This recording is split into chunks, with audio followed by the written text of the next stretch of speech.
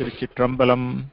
புழியர்கோன் வெப்பொழித்த புகழியர்கோன் கடல் போற்றி, ஆழிமிசை கல்முதப்பில் அணைந்த பிரான் அடி போற்றி, வாழி திரு நாவலூர் வன்றொண்டர் பதம் போற்றி, ஊழி மலி திருவாத உரர் திருத்தாள் போற்றி.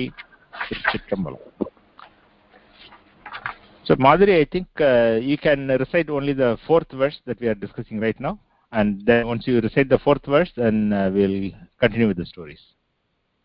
Okay. திருநின்ற செம்மையை செம்மையா கொண்ட திருநாவுக்கு அரையன் அடியார்க்கும் அடியேன், பெருநம்பி குலச்சிறை தன் அடியார்க்கும் அடியேன், பெருமிழலைக் குறும்பர்க்கும் பேயார்க்கும் அடியேன், ஒரு நம்பி அப்பூதி அடியார்க்கும் அடியேன், ஒளிபூனல் சூழ் சாத்தமங்கை நீலநக்கர்க்கு அடியேன், அருநம்பி நந்தி அடியார்க்கும் அடியேன், ஆரூரில் அம்மானுக்கு ஆளே. Good. So last time we had discussed the story of Tirunavukkarasar, and as you have seen, we spent probably almost 2 full sessions discussing the life history of Tirunavukkarasar. And Tirunavukkarasar is one of the 4 acharyas that we salute in the beginning of each session. You know, the Puriyarkon Veppazhitha Pugiliyarkon Kadal Potri, that line refers to Trijnana Sambandhar.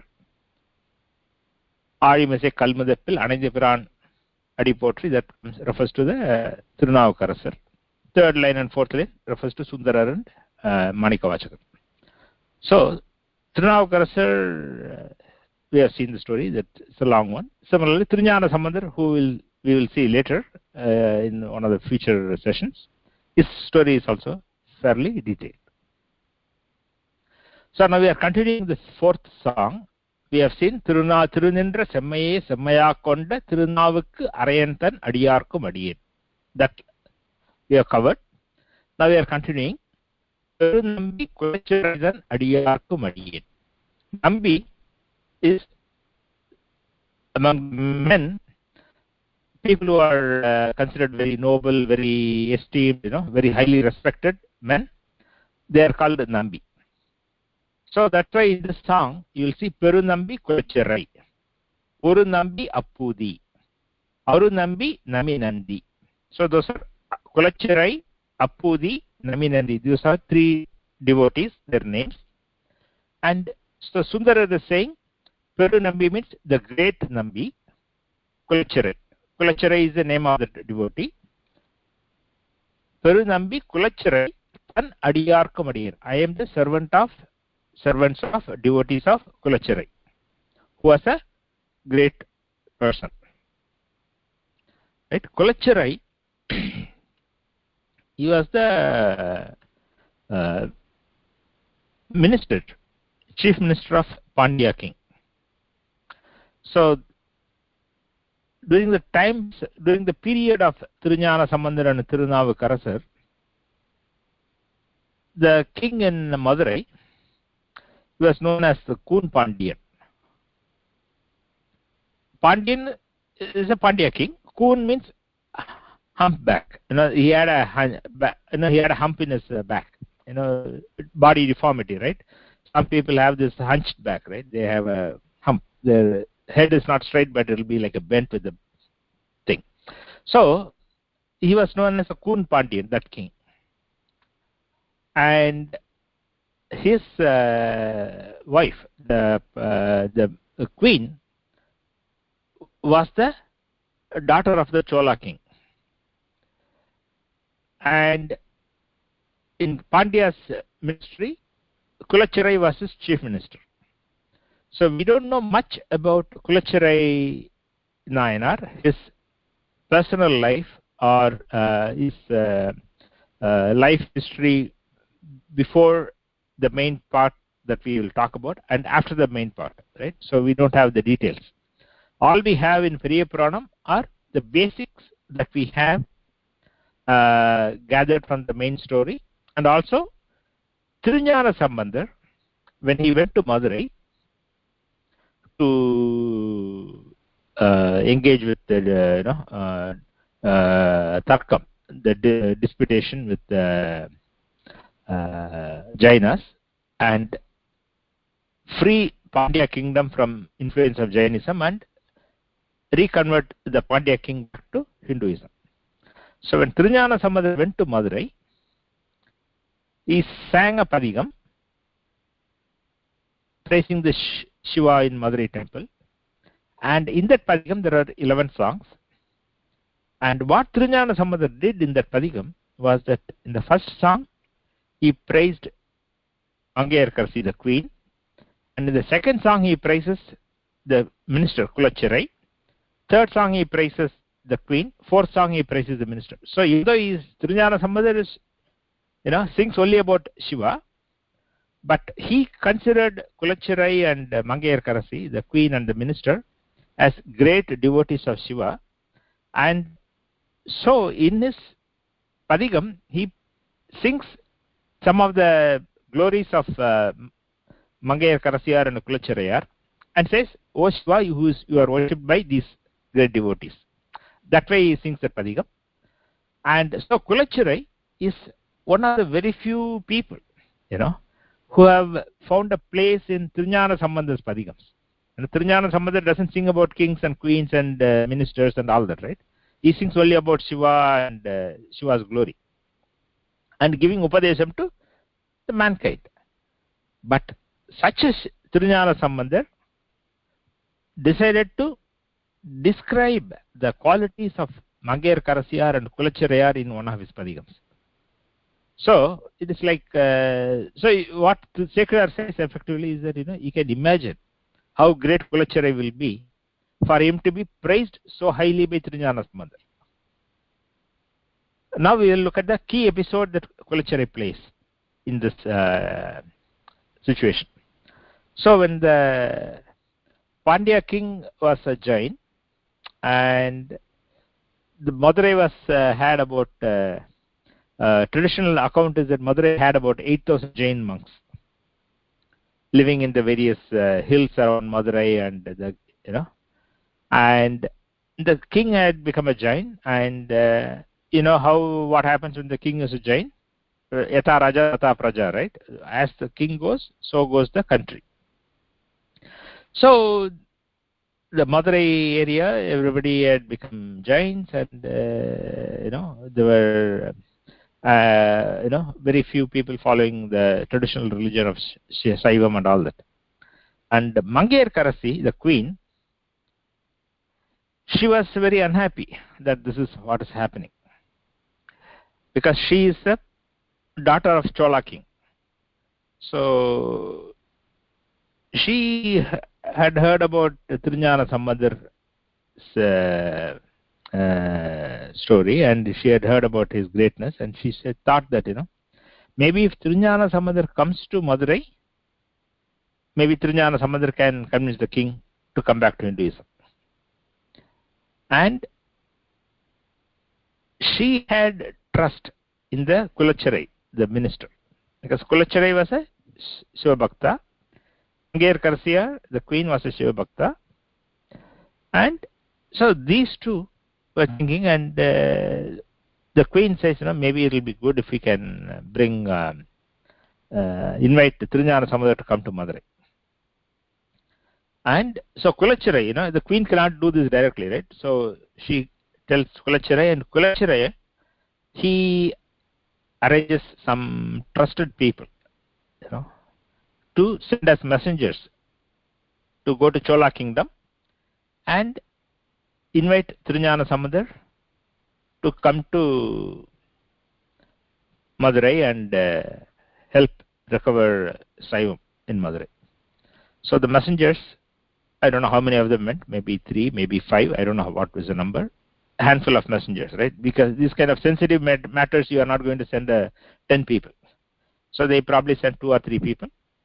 So they traveled to the Chola kingdom, and they found out and inquired and found out that Thiruñāna Sambandar, where he was currently at that point in time, and they go to Vedaranyam, which is where Tirunjana Sambandar was at the time.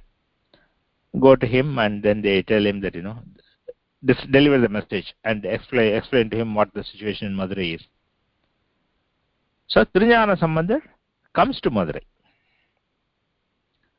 and kulacciRai receives him at the border and takes him into Madurai. And as he was taking him, and Tirunjana Sambandar asks, whenever the great saints go to a place, they don't first go to the palace, or they don't first go to the friend's house, or they don't first go to a chowl tree, or they don't do that. When they go to a new salam, they want to go worship Shiva first, and then they go and stay wherever they stay.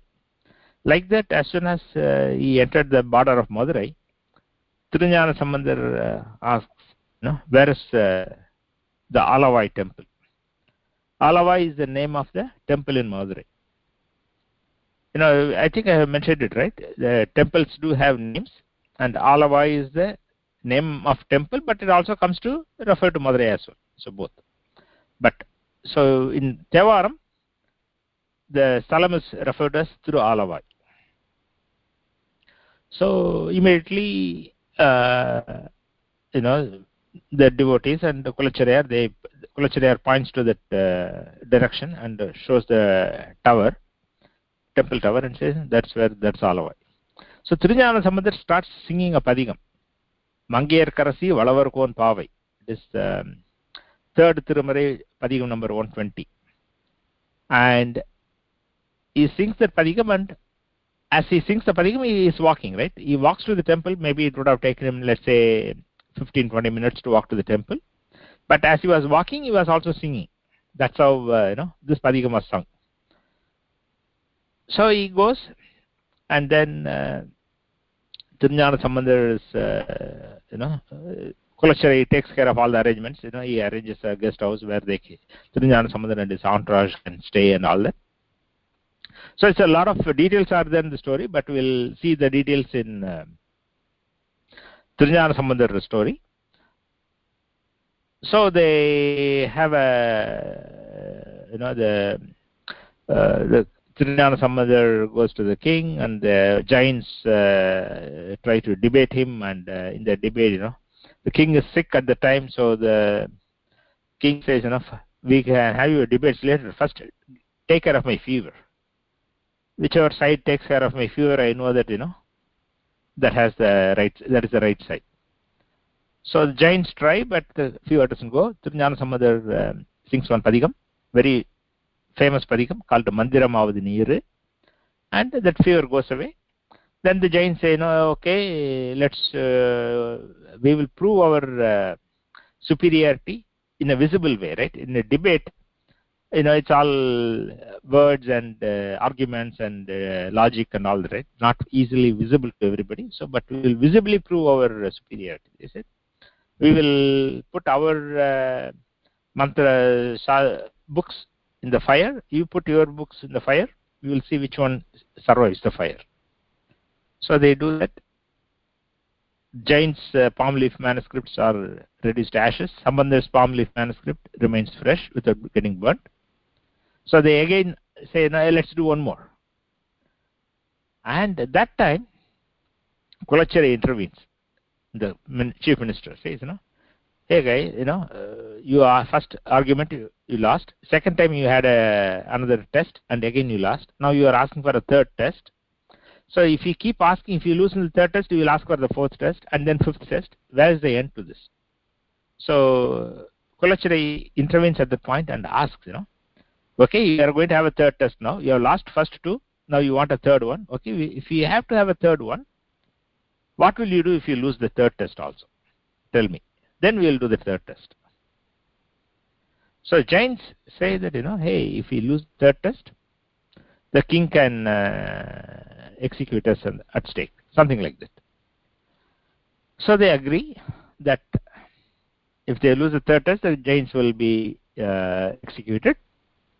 So the third test is putting their palm leaf manuscripts in the fast-flowing Vaigai river, which is the river that flows through Vaigai. And so they both go. Jains put their manuscripts first, and but regardless of their efforts, that gets washed away into the sea. And Samandar sings one wonderful padhigam, Vāḻga andaṇar, and puts his manuscript in the river. The condition was that the manuscript should stay there, but Samandar's padhigam actually goes upstream, swims upstream very fast. So kulacciRai gets onto his horse and gallops along the river bank, following the manuscript that Samandar put. And after some time, the padhigam manuscript stops. He wades into the water and picks up the padhigam manuscript and then returns back to Madurai. And then he ensured that the Madurai becomes again a kingdom of Saivam, and all the Jains are defeated. So kulacciRai played a very important role in a very key part in restoration of Saivam in the Pandya kingdom. So that is kulacciRai's greatness. So he is considered as one of the 63 nayanmars. That's why Samandar Sundarar puts him in this list. Any comments, questions on kulacciRai nayanar's story before we move to the next one? Okay. Perumizhalaik kurumbarkum peyarkum adiyen. That's the next half line. Perumizhalaik kurumbar. That Perumizhalai is the name of a place, and Kurumban is the name of the nAyanAr. So the Perumizhalaik kurumbar was a local king or local chief.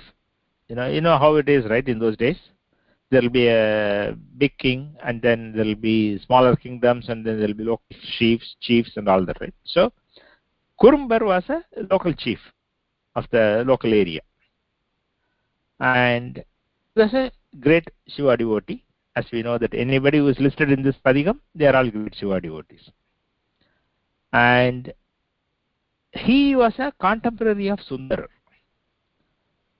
And he heard about Sundarar's greatness, how Shiva came and made him a slave, and how Sundarar became a friend of Shiva and all that. Right? So he heard about all that, and then he became an ardent devotee of Sundarar. He looked upon Sundarar as his guru and all that. But Kurumbar was also a great yogi. He was always meditating, and with his meditation and yoga, we have read about the Ashtanga Yogam, right? The Yama, Niyama, etc., right? As you go along the paths of yoga, you reach a stage where the practitioner will get powers that are, the siddhis, as we call them. So Perumizhalaik Kurumbar was a great yogi, and who had attained all the siddhis that yogis can attain. And he was living there, and one day he realized that Sundarar was going to leave this earth and go to Kailasam. Yogis have that special power, they have this intuition, they have this inner vision that they can learn or see things that you and I cannot see. So Kurumbar realized that Sundarar is going to go to Kailasam tomorrow. So he didn't want to live on this earth if Sundarar is not here. Even though Sundarar was, at that time he was in Tiruttoṇḍattogai, which is a place in today's Kerala. But Perumizhalaik Kurumbar was somewhere near Tiruchirappalli. So he, with his yogic power, he left this body and he also went to Kailasam ahead of Sundarar. That was his greatness. So that's all we know about perumizhalaik kuRumba. We don't have any other more details of that person. So if you have any comments, questions, we can talk. Otherwise, we'll go to the next one. Next on the list is Peyarkum Adiyen. It's such a very interesting way of listing this great devotee. Sundarar in this tiruttoṇḍattogai padhigam, he just mentions Peyarkum Adiyen. And Pei means bhutam or ghost. And this refers to the saint we refer to as kAraikkAl ammaiyAr.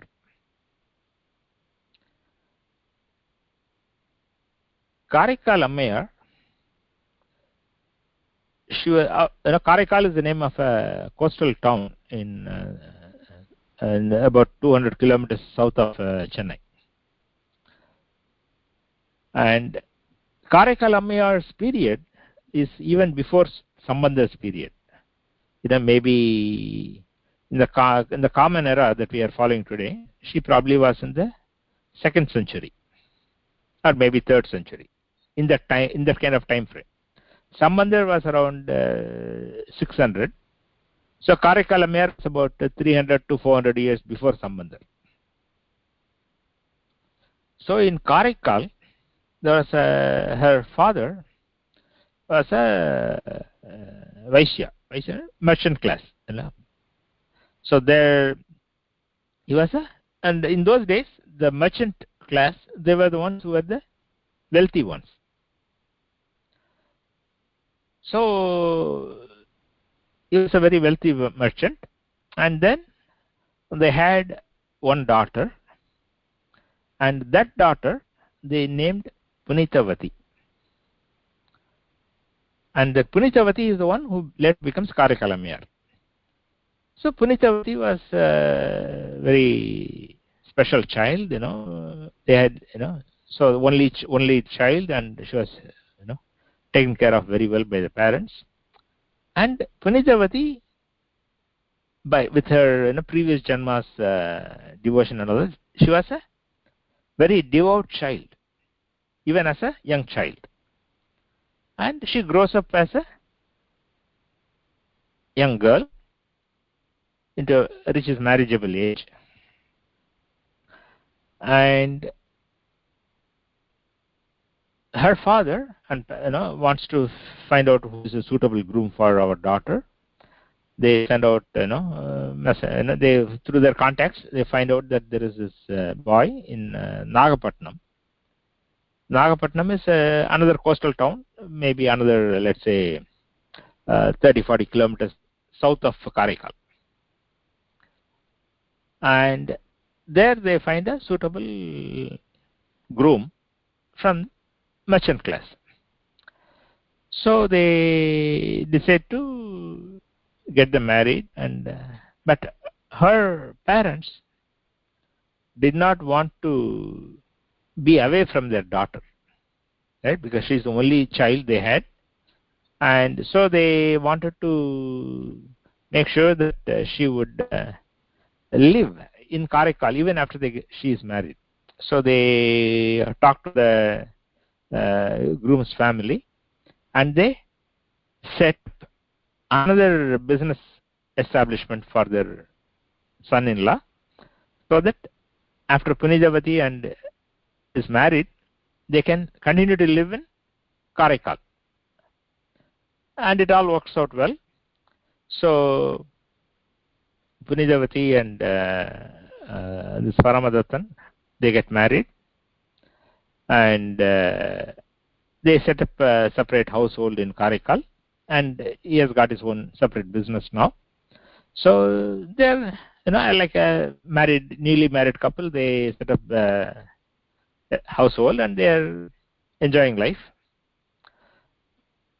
And one day some business contacts come to visit this guy, and they bring as when you go to see somebody, you always go with something, right? Some fruits or something. So they come and give him 2 mangoes, and then the husband gives 2 mangoes to one of his servants and says, take it to our house, give it to my wife, tell her that I will eat them when I come for lunch. So the servant goes and gives the mangoes at home and comes back. So the husband, around lunchtime, he comes home. But in the meantime, before this, right, between the time the mangoes have been delivered by the servant, let's say they were delivered at, I'm just giving it as an example, right? They were delivered at 9:30, let's say, 9 o'clock or 9:30. And he's going to come home for lunch at 12. But shortly after that, the mangoes had been delivered, maybe around 9:30, 9:45, whatever, an old Shiva devotee, pilgrim comes. In those days, there were no restaurants, and they will do, when devotees come, the householder will invite them. They are the atithis, right? When the atithi comes, they will invite them, they will take care of them and feed them and do all that. That is the basic thing. And so Punijavati goes out, invites the old Shiva devotee inside her house, and do the normal upacharam, and then he is very hungry, so she puts a banana leaf and wants to serve food for him. But it was early in the morning, right? Relatively early in the morning. So she had already cooked rice, but vegetables and sambar and all the other things, they were not yet ready. So she put rice, and then obviously your curd will be there, yogurt. So she put him curd, rice, and all the pickles, whatever. Since there was no vegetable, right, and she wanted to offer something, since in the absence of any curry, vegetables, she took one of these mangoes and places it on his leaf, on his plate. So the Shiva devotee eats the rice and eats the mango, and he is happy. He blesses her, and he goes on his way. And then, around, let's say, noon, the husband comes for lunch.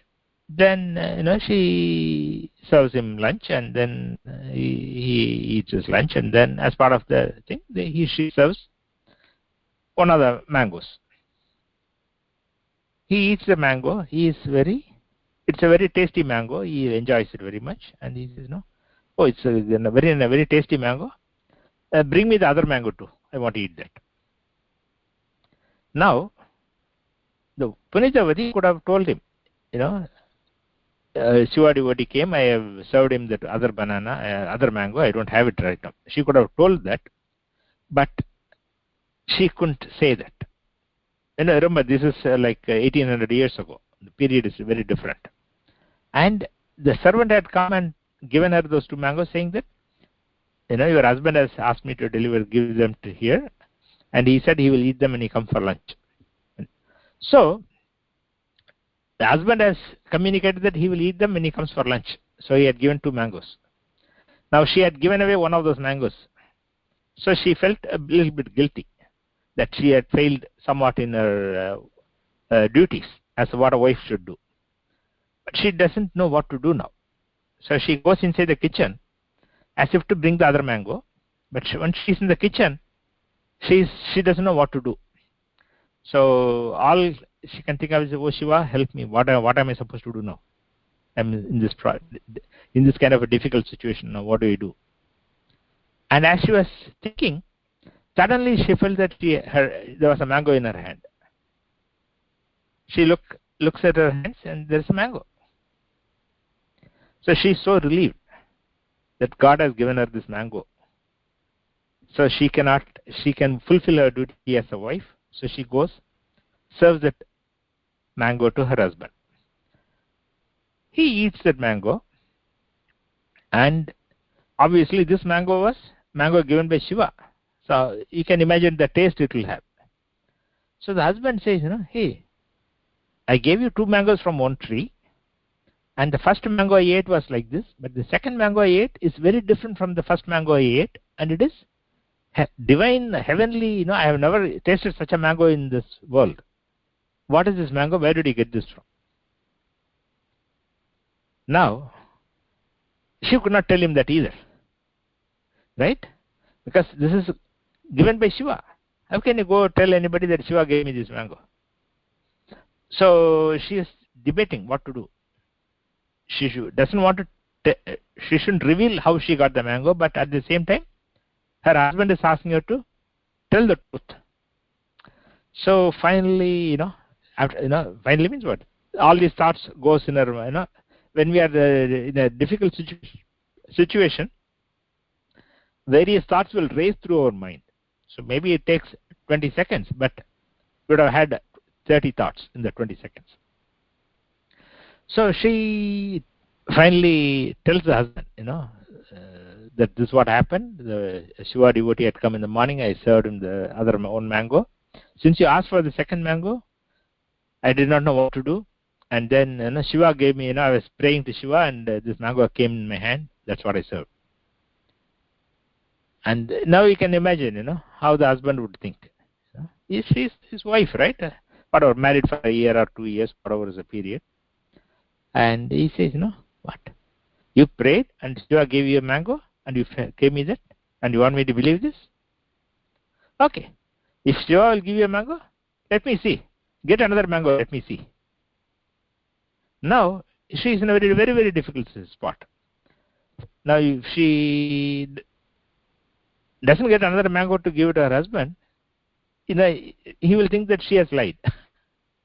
So she again goes to the kitchen and prays, Shiva, give me a mango. Now, my husband is asking for it, what can I do?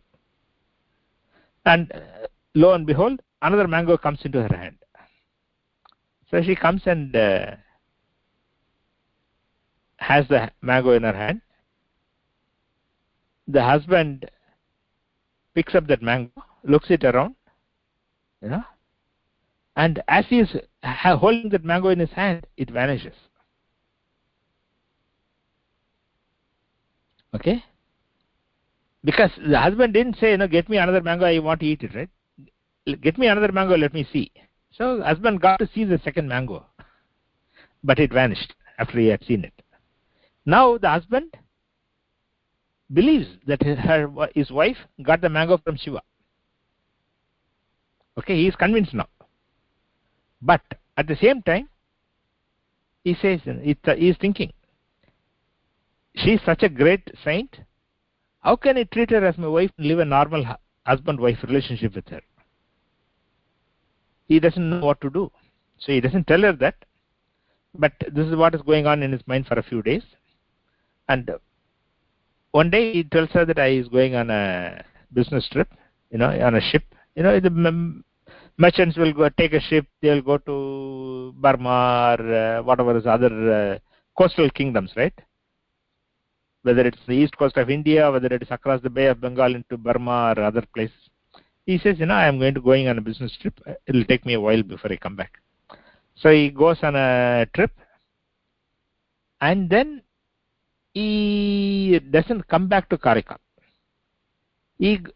After his trip, he goes, without telling anybody, he goes to Pandya kingdom and settles in some place in Pandya kingdom. He stays there, and then it is several years, a couple of years go by, right? So he stays there, he finds another girl, he marries her. He has a daughter from his second wife, and he names his second daughter, his daughter, not second, he names the daughter through his second wife, the name of his first wife. He names his daughter Punijavati. So all this is going on. But Punijavati in kAraikkAl doesn't know any of this. She's seeing there, her husband is on a business trip, he's going to come back. A couple of years have gone by, he hasn't come back. She doesn't know what happened, nobody knows what happened to him.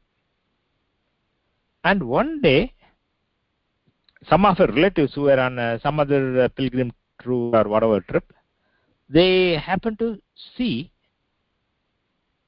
this guy in some town in Pandya kingdom. They do some inquiries and they find out that he is already married another girl there, and they have a daughter and all that, so he is living. So the relatives come back and tell other relatives in Karaikal, her husband is living in Pandya kingdom somewhere, and it is our responsibility to reunite Punithavati with her husband. So they take Punithavati in a palanquin, Punithavati and a group of relatives, right?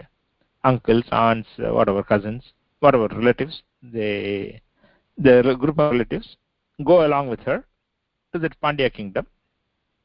They go and stay in one of those guest houses in that town and send information to her husband, saying that, hey, we have brought your first wife Punithavati from Karaikal.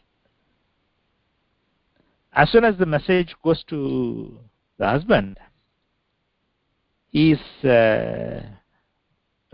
doesn't know what to do. Immediately he calls his wife. Wife comes with their daughter. So the three of them come to the place where Punithavati and her relatives are all staying. And as soon as they enter, they place the child at her feet, and the husband and his second wife, they both fall at her feet and do namaskaram to her. And then gets up, and the relatives are asking, they're shocked. The husband doesn't do namaskaram to wife in Indian culture, right? So they are all shocked. Why are you doing this? Why are you doing namaskaram to your wife? What is going on? Then the husband tells what happened a couple of years ago in Karaikal, the story of the mango.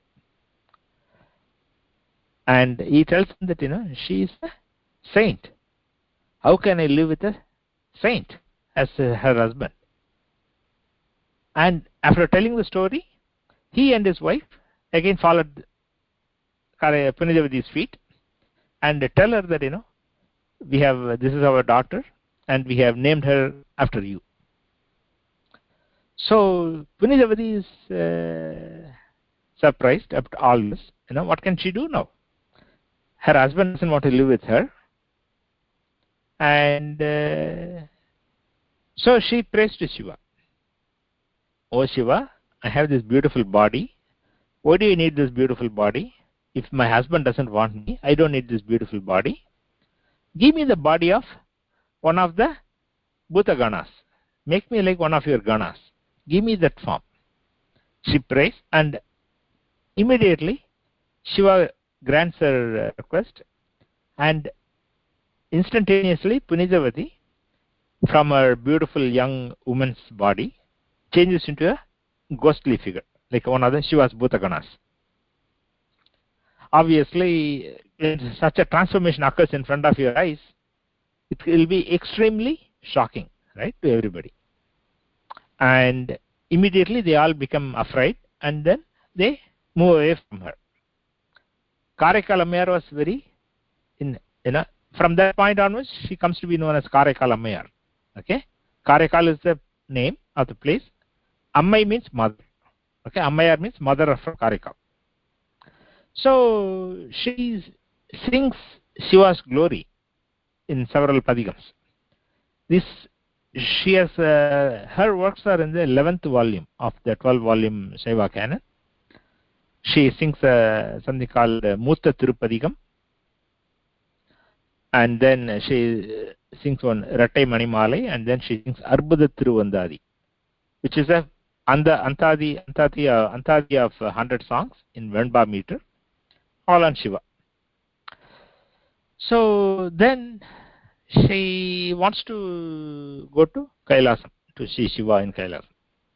So she goes to Kailasam north, and then she doesn't want to climb the holy mountain with her feet, because this is holy mountain. How can I walk on it with my feet?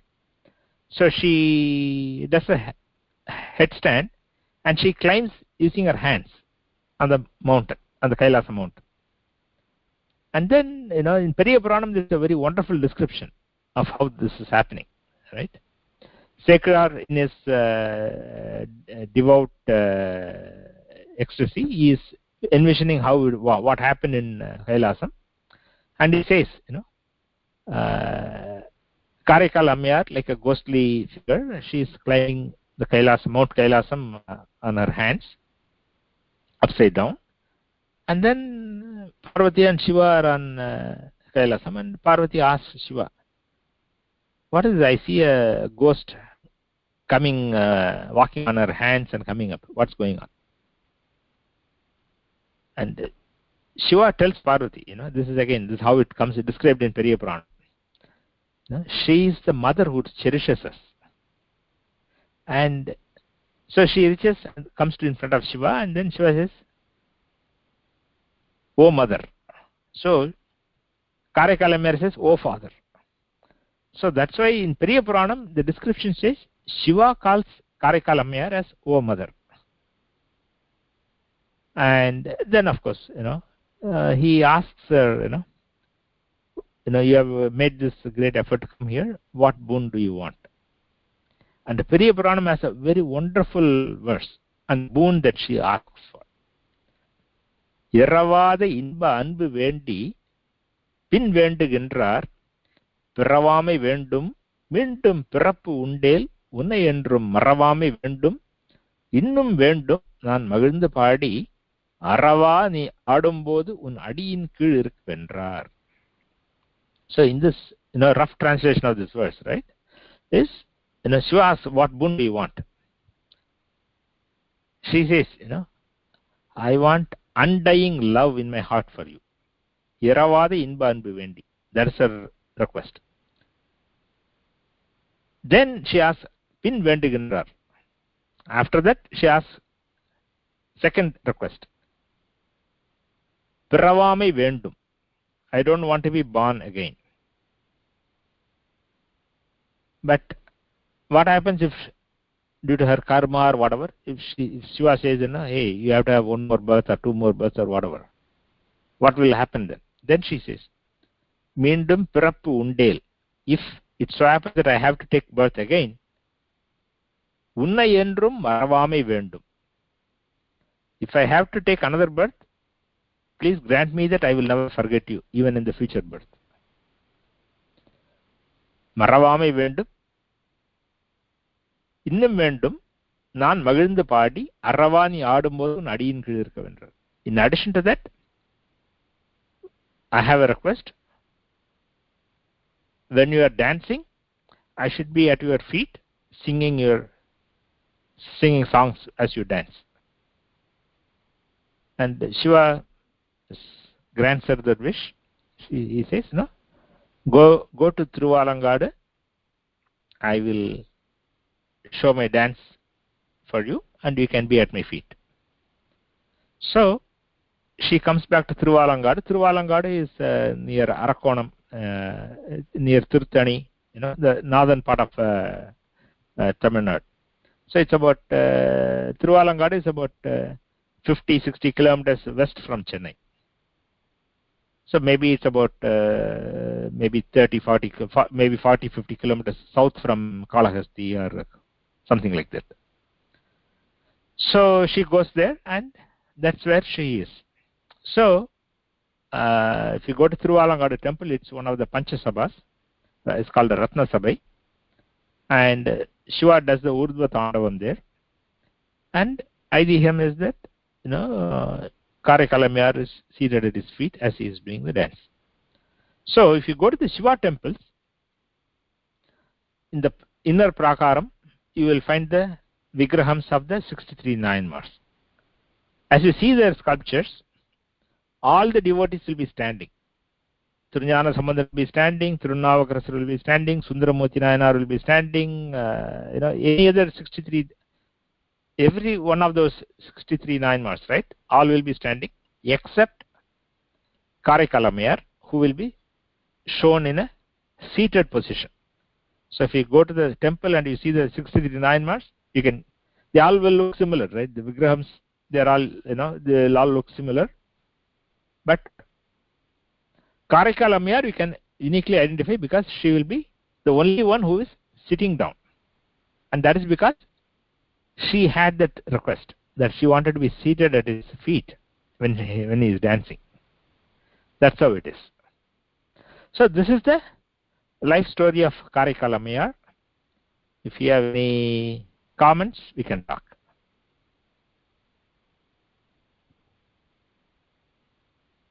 If you are on mute, you can unmute and ask.